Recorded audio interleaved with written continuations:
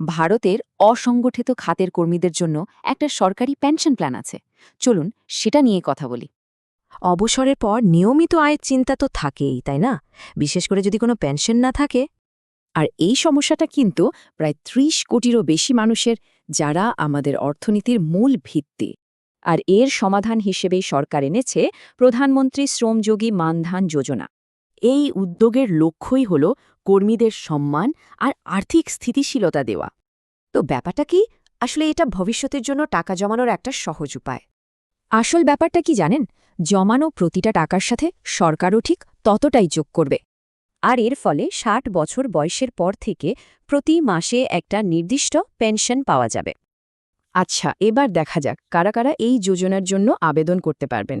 যেমন ধরুন, রাস্তার বিক্রেতা, নির্মাণ শ্রমিক, রিকশাচালক বা যারা বাড়িতে কাজ করেন।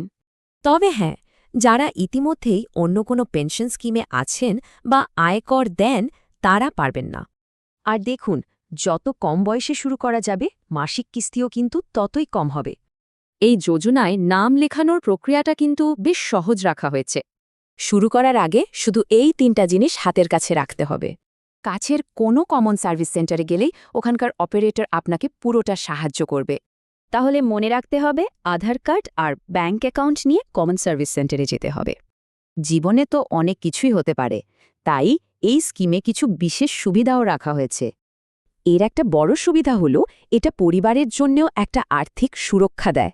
পরিস্থিতি বদলে গেলে এই স্কিম থেকে বেরিয়ে আসারও কিন্তু উপায় আছে।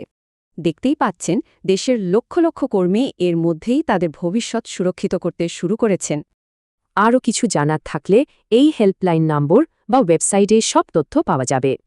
তাহলে এই অল্প মাসিক সঞ্চয় কি একটা সুরক্ষিত ভবিষ্যতের জন্য যথেষ্ট নয়? ভাবার বিষয় কিন্তু।